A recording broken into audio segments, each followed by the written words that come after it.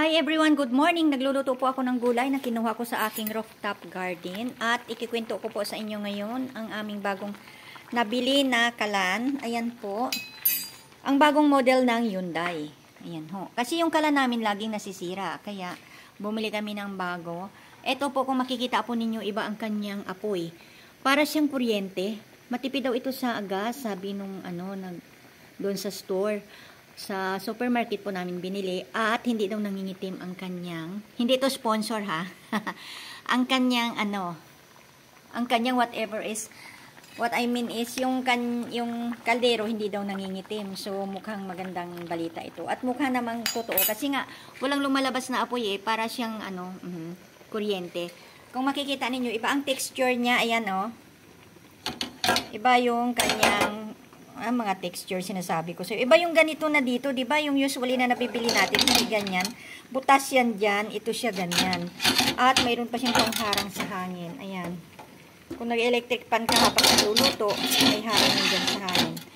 Mukhang okay po siya. So, itry po natin. At mabilis naman po siyang kumulo. Ayan ang gulay ko. Nagkuha ako ng talbos ng kamuti doon sa aking rooftop garden at ito ay aking nilagyan ko ng bangos. Ayan, pinryer ko yung bangos para walang taba. Ang sarap, ang tamis ng sabaw guys, kasi siya, bagong kuha. Kaya nag-i-enjoy ako ngayon dito sa kalan naming bago. So, maganda siya. At mukhang, ayan, ibang-iba ang apoy niya. Kasi wala siyang apoy na lumalabas, parang init. Mukhang mabenta, magiging mabenta itong product nilang ito. At saka mukhang, ngayon pa lang natutuwa na ako Ang mga kaldero namin hindi na mangingitim. Ayan po guys, at ignition po ito, ayan. Ayan, dalawang pindot lang po natin. Automatic daw po ito. Yung gas ko kasi pala patay. Automatic po pala daw ito kasi hindi ito di battery, hindi kagaya ng mga nabibili nating mga kalan na iba na mga kalan na di battery pala yon kapag naubos ang battery. So, mawala na ng ignition nito. Ito daw ay automatic. So, wala tayong problema na magkakaroon ng malalaman natin yan kapag ginamit ko na kung hanggang kailan ang itatagal nito. Pero siguro naman mukha siyang maganda. Mukha siyang durable. Yan po, try po ninyo. Mura lang po siya. Nasa 5K lang. Nag-promote na. Oo, kasi siyempre gusto ko rin naman na ma-enjoy ninyo at kasi yung mga kalan natin mga binibili, matagal na ako nagsasuffer sa mga kalan na binibili ko na nangingitim yung kaldero ko pagkatapos ito mukhang maganda. Hindi nga talaga mangitim ang kaldero kasi tingnan nyo. Iba ang apoy. Hindi siya yung apoy na lumalabas sa mga karaniwan natin ng mga kalan. Yan. Para siyang stove na kuryente, di kuryente. So, kung totoo yung sinasabi doon sa binilhan namin sa store na matipid sa gas, so malaking bagay ito para sa atin.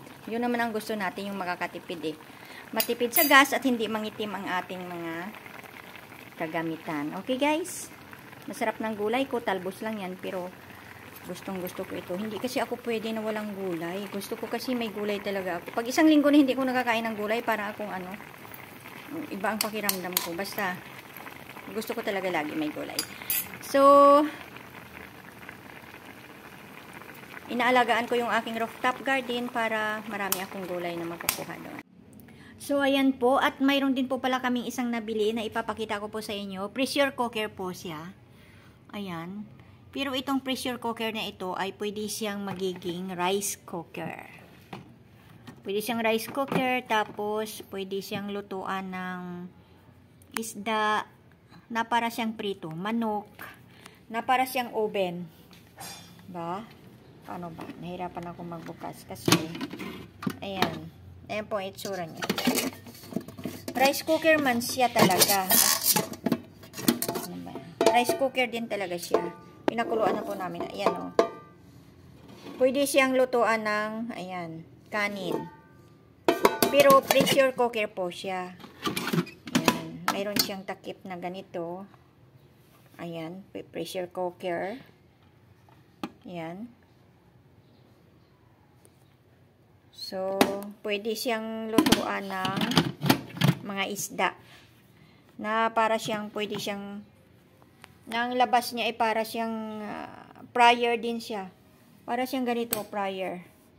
Ang kinalalabasan niya, para siyang fryer. So, pressure cooker na pwedeng rice cooker na pwedeng fryer. So, tingnan natin po kung hanggang saan ang itatagal nito. Para siyang multi-cooker. Kasi pwede siya dyan sa rice, pwede siya sa soup, pwede siya sa chicken. Ayan, mga ribs. May warm, may, ayan, ganyan siya. Ayun, isda. Porridge, maglulugaw tayo dyan. Ayan, beef. So, itry ko po kung ano ang mangyayari dyan. Titingnan ko nga. Kasi may brochure doon, pero hindi, bago kasi hindi ko pa nagamit. Pinakuluan lang po namin ng tubig. Para mahugasan siya. So, ayan. Ito na naman yung aking kalan. Ito po yung sinasabi ko po na usually na binibili natin na yung binibili natin ng mga kalan, di ba, parang ganyan siya. Dito lumalabas ang apoy. Yan, yan. Pero itong, ayan. Pero itong Hyundai na sinasabi ko sa inyo, ayan siya. Ang apoy niya parang, ito ang labas. Parang ganito, umiinit. Parang ganito ang dating. Umiinit siya ng ganyan. Hindi ganito. Kasi usually, yung nabibili nating kalan, dito, lumalabas ang apoy. Ganon, pataas. Tapos, dito, ito, ang style niya, parang ganito. Umiinit lang siya. Umiinit lang. Yan, umiinit lang siya. So, mukhang maganda nga siya. So, kapag gusto mo naman siyang paliitan, o gusto mo naman siyang patay ang gas ko, kaya okay lang. Ayan. Ay, hindi ko pa napatay. So, kung gusto mong paliitan, hindi ko pa pala napatay ang gas ko. Dito naman po siya, i-adjust nyo lang po ng ganon. So, liliit. Ayan ang apoy. Maliit lang. Yan. Ang ganda pala. Kung gusto mo naman siyang palakasan, lakasan yan. Yan naman. Yan. Yan pala ang ganda niya. Ayan. Model. Ayan. Ang ganda pala. So, pero sa tingin ko, baka later on, itong ito, yung ganito niya, baka dito tayo magka-problema balang araw. Titingnan lang natin. Kasi kapag tumagal na baka ito ay maputol-putol. Baka ganun ang mangyari. So, siguro may nabibili naman na kapalit pagka ganun. Ayan. Sobra lang po akong natuwa kaya in-extend ko ang video ko tungkol dito. Kasi mukhang natutuwa ako at mukhang maganda siya. At makikita po natin sa susunod kung ano ang mangyayari. Maraming salamat po. Bye-bye.